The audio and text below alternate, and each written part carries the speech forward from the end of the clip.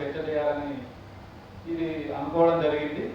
అయితే ఇంతకంటే ముందు భారత్ బచావో 75 సంవత్సరాల గణతంత్ర రాజ్యాంగం మీద ఒక 2 రోజుల జాతీయ సదస్సును ఆర్గనైజ్ చేయాలనుకున్న సందర్భంలో అనేక మంది మేధావుల నుంచి ఉద్యమకారుల నుంచి కూడా దేశంలో ఇవాళ తక్షణ సమస్యగా ఉండి మా దండకారణ్యంలో గత 2 సంవత్సరాలుగా దాదాపు 400 పైగా ప్రజలు పోరాట యోధులందరూ చనిపోతా ఉన్నారు.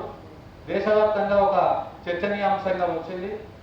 మావోయిస్టు పార్టీ నుంచి ప్రభుత్వాల నుంచి కూడా చర్చలకు సంబంధించిన ఒక వాతావరణం ఏర్పడుతున్న సమయంలో మీలాంటి వాళ్ళు కూడా ఇలాంటి అవకాశం తీసుకొని దీని మీద ఒక చర్చను చేయవలసిందిగా చేసిన సూచనతోటి చాలా తక్కువ సమయంలో ఒక వారం రోజుల వ్యవధిలోనే ఈ కార్యక్రమాన్ని తీసుకోవడం జరిగింది.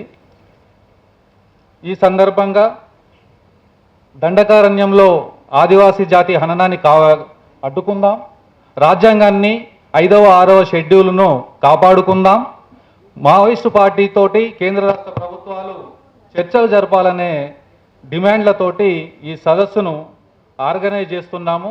ఈ సదస్సుకు విచ్చేసిన మీ అందరికీ కూడా భారత్ బచావో తరపున ఉద్యమాభివందనాలు తెలియజేస్తున్నాను. మిత్రులారా, బ్రిటిష్ పాలన నుంచి అనేక త్యాగాలతోటి స్వాతంత్ర పోరాటాన్ని నడిపి ఈ దేశానికి మనము స్వాతంత్రం తెచ్చుకున్నాము అనేది ఒక చరిత్రగా చూస్తూ ఉన్నాం. స్వాతంత్రోద్యమ కాలంలోనే అనేక విలువలను తర్వాత ఈ ఒక స్వతంత్ర దేశానికి కావాల్సిన రాజ్యాంగ రచనను కూడా మనం చేసుకున్నాం. రాజ్యాంగ రచన చేసుకుంటున్న సందర్భంలోనే డాక్టర్ బిఆర్ అంబేద్కర్ రాజ్యాంగ పరిషత్కు అప్పజెప్తున్న సందర్భంలోనే ఒక మాట అంటాడు. జనవరి 26, 1950 నుంచి మనం అనేక వైరుధ్యాల జీవితాలతో కూడిన జీవితంలోకి అడుగు పెడతా ఉన్నాం. చట్టబద్ధంగా మనందరికీ కూడా సమానత్వం ఉంటుంది. ఒక మనిషికి ఒక ఓటు, ఒక ఓటుకు ఒక విలువ, అంటే మనిషికి ఒకే విలువ ఉంటుంది అని చెప్పేసి మాట్లాడతాడు. కానీ అదే సందర్భంలో ఆయనకు ఒక అనుమానం కూడా ఉంది. మనకున్న సామాజిక ఆర్థిక రాజకీయ నిర్మాణ రీత్యా ఇది ఆచరణలో నిరాకరణకు గురి కాబడుతుందనే ఒక అనుమానాన్ని కూడా ఆయన వ్యక్తం చేస్తాడు. సరిగ్గా 75 సంవత్సరాల తర్వాత ఈరోజు మనిషిగా గుర్తించబడని సమాజాన్ని మనం ఇప్పటికీ చూస్తూనే ఉన్నాం. విభేదించిన ప్రతి వారిని శత్రువులుగా, దేశద్రోహులుగా, అర్బన్ నక్సల్స్గా, మైదాన ప్రాంతాల వాళ్ళను, పత్రికా స్వేచ్ఛలను, పౌర హక్కులను, మేధావులను అందరినీ కూడా గత కొన్ని సంవత్సరాలుగా పాలక వర్గాలు ఏం చేస్తూ ఉన్నాయో కూడా మనం గమనిస్తూ ఉన్నాం. అయితే ఈ దేశానికి ఒక చట్టబద్ధ రాజ్యాంగం ఉన్నదనే ఒక ఆలోచనను కూడా మర్చిపోయి ఒక మనిషిని చంపడానికి డెడ్ లైన్ పెట్టుకొని మరీ ఈ దేశము తన ప్రజల మీద ఒక దాడిని, జాతి హననానికి, దురాక్రమణకు సిద్ధమవుతున్న సందర్భం ఇది. ఈ దేశానికి రాజ్యాంగం ఉంటే ఆ రాజ్యాంగం ప్రకారం ఒక కోర్టులు, న్యాయ వ్యవస్థ ఉన్నాయి.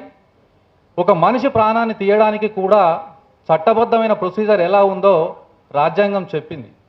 కానీ ఒక మనిషిని ఇలా చంపుతామని చెప్పేసి అధికార స్థానాల్లో ఉన్న వాళ్ళు మాట్లాడుతున్న సందర్భంలో మనం అందరం కూడా దీనిని వ్యతిరేకిస్తూ, ఏ మనిషి ప్రాణమైనా సరే ఒక మనిషికి ఒక విలువ ఉంటుందన్న రాజ్యాంగ స్ఫూర్తిని నిలబెట్టడానికి, అలాగే మనిషి ప్రాణాన్ని తీయాలనుకుంటే కూడా చట్టాన్ని ఆచరిస్తూనే చేయాలని మనం విజ్ఞప్తి చేస్తూ, ఇవాళ దండకారణ్యంలో జరుగుతున్న మానవ హననానికి సంబంధించి కేంద్ర రాష్ట్ర ప్రభుత్వాలు వాస్తవంగా ఏంటంటే, మొదటి ప్రతిపాదన మావోయిస్టు పార్టీ కావచ్చు, మరొకరు కావచ్చు, అనేక సంవత్సరాలుగా చర్చలను ప్రజల ప్రయోజనం కోసం చేస్తామనే మాటను చాలా కాలంగా, చాలా సంవత్సరాలుగా చెప్తూనే ఉన్నారు.